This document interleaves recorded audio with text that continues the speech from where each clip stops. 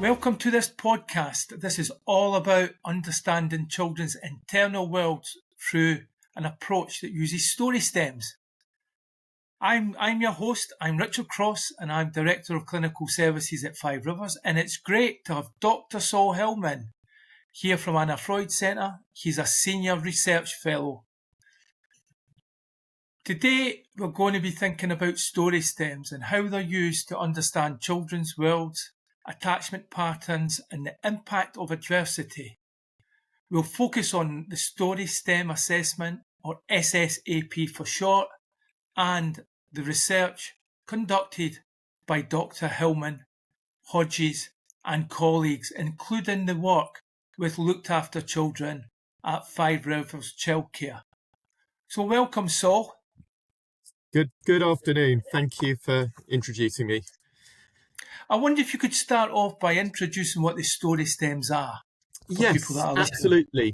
So story stems are essentially narrative-based tools, and they're designed to explore internal representations of children. So how they represent themselves, others, and relationships. It's essentially an attachment-orientated measure, and it's used predominantly with children who have experienced trauma, maltreatment, placement disruptions, and it really offers a non-intrusive window into accessing those thoughts and feelings about attachment relationships. And it was developed over 25 years ago, originally at Great Ormond Street, and we've been running trainings for the last 25 years and using it clinically, using it in research, including obviously at Five Rivers, and it's a nice recommended tool as well, I should add as well. Thank you, Saul. Could you say a little about the research findings that you found in a recent paper in 2020? Yeah, absolutely. And I mean, we've published possibly up to 20 different papers using story stems.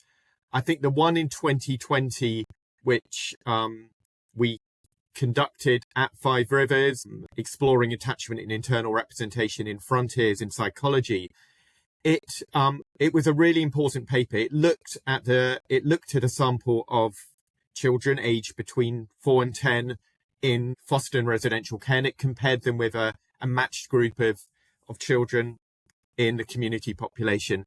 And what the story stems does is it takes the stories and their responses, and it codes them into different themes that all orientate around different attachment representations.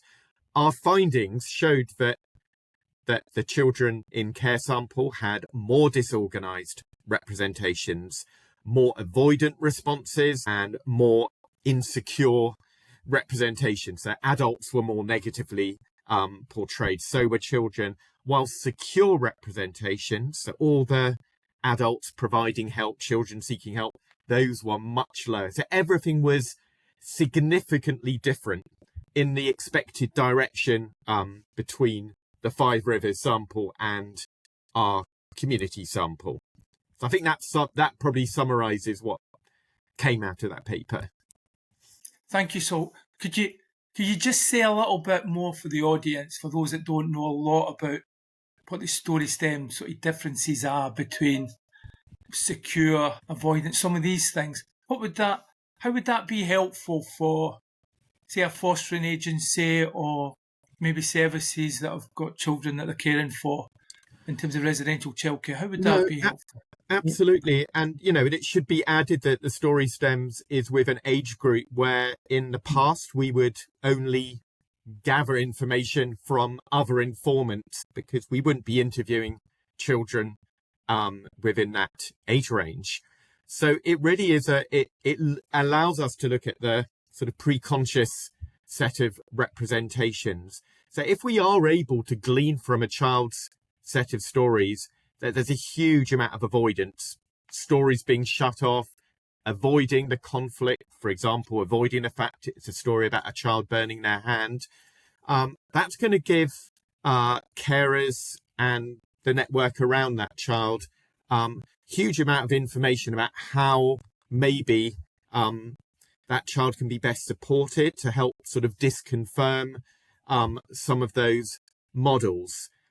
Similarly, if there's very, very little in the way of positive representations of adults, but we instead have rejecting adults or unaware adults, again, that's going to sort of really help hopefully shape the way in which those around the child can start to build up more positive representations. So that's really helpful. So this information can then be used directly for people to think about practice. Absolutely. And how and how to support carers and staff alike to think about the internal worlds of the child and how they can approach the child and think about what the child is communicating through their behaviour in relation to attachment and things. That's really Absolutely. helpful. Yes. I know there was another paper in 2022 as well.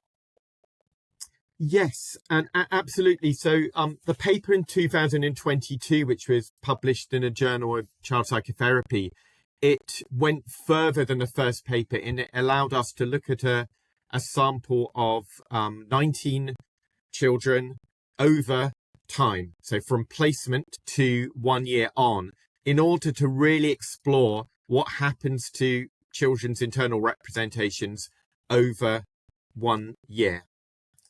And the findings that came out of the paper were very much confirming what we already understand about internal working models. So security, so all the positive adult representations and child representations, those increase significantly over time, as previous research has shown.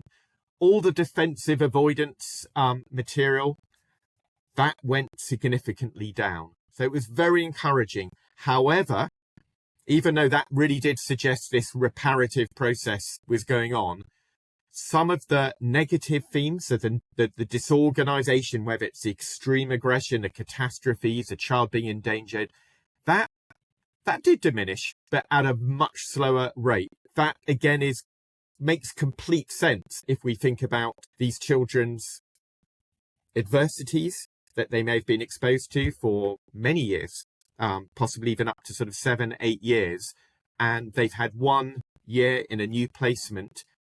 It's going to take a while for these negative representations to change. That's really insightful because it's describing how the work that foster carers can do within Five Rivers or any fostering agency.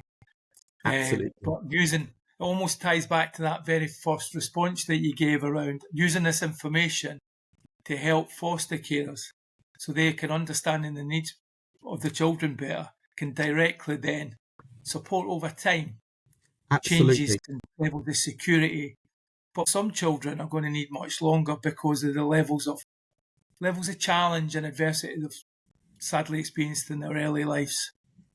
And it takes time.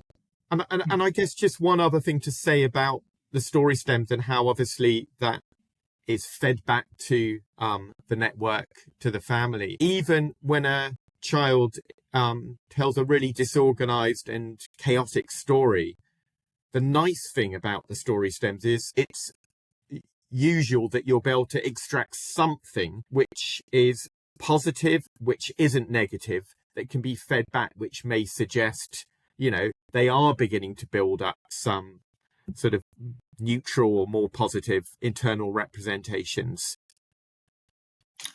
Thank you. Now, I know there was another more specific paper that was done in the psychoanalytical study of the child. I mean, I could talk very briefly about that. And I think what's interesting about that paper is that the ones I've talked about so far, and the majority of the ones we published, are quantitative papers where we've used this coding system in order to show very clear statistical changes. The paper in a psychoanalytic study of the child looked very, very specifically at the internal worlds of looked after children where there'd been known sexual abuse.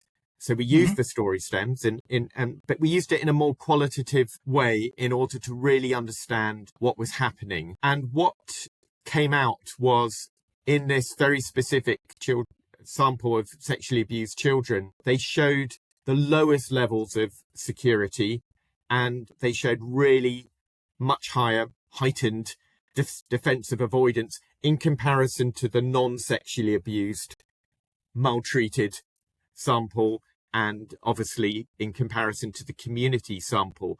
So there was some really interesting findings, and I guess the qualitative approach, even though it might not be the norm, it adds a really another layer which allows us to look at the richness of what comes out of children's narratives. Some of the themes that came out of this paper included ones around blurred boundaries and distorted sound and fret.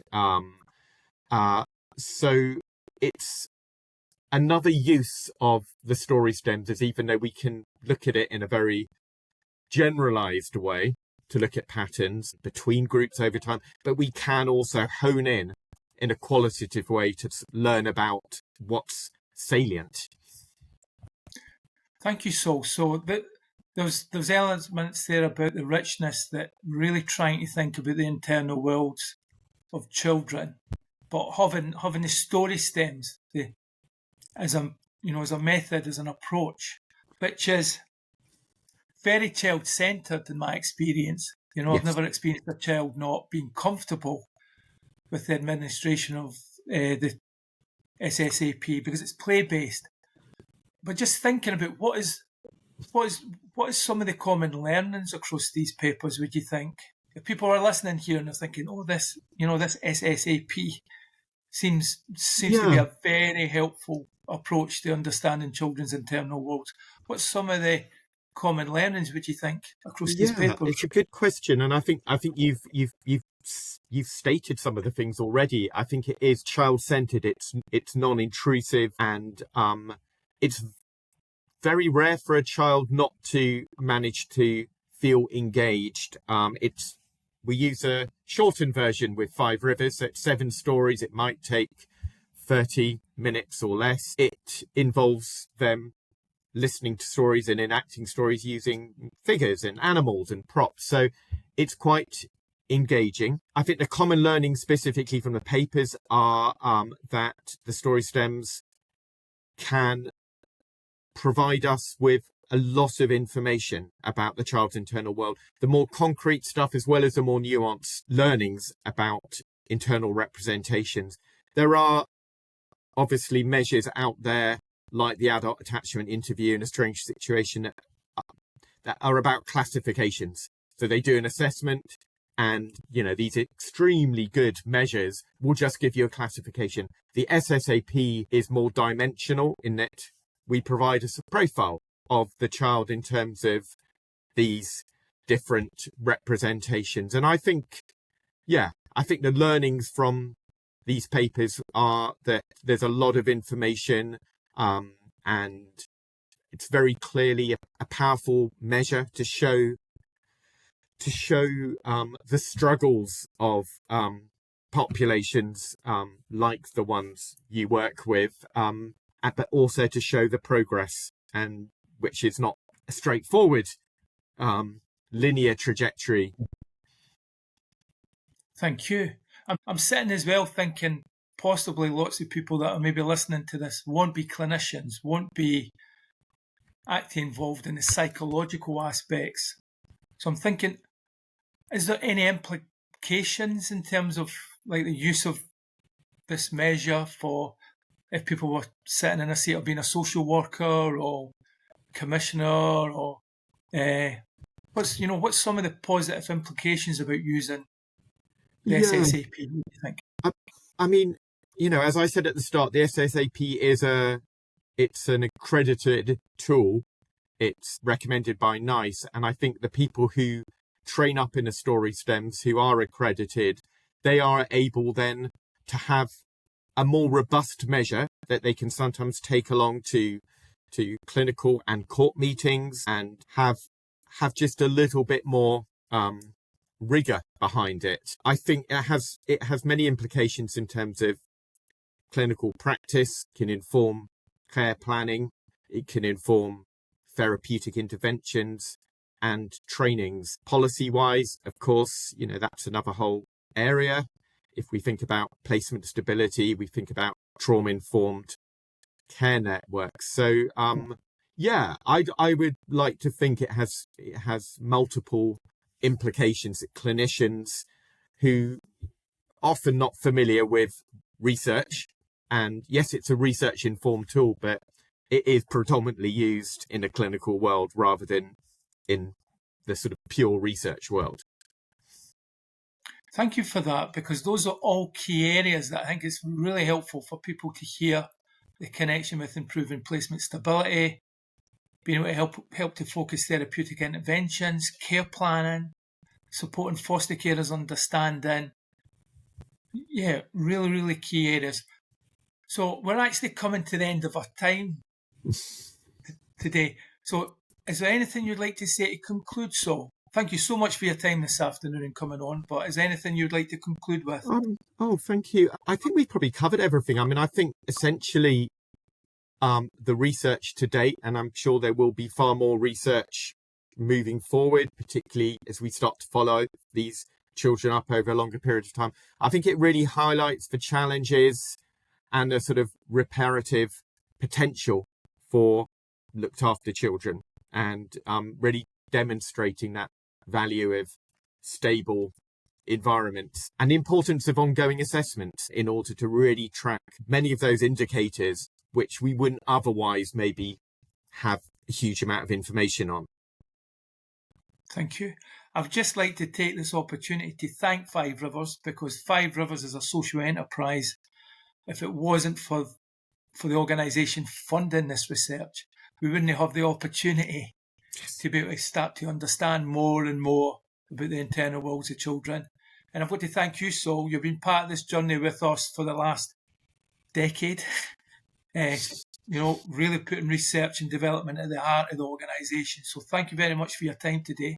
And thank you very much. Absolutely, it's allowed the story stem research we've done has been so important. So thank you.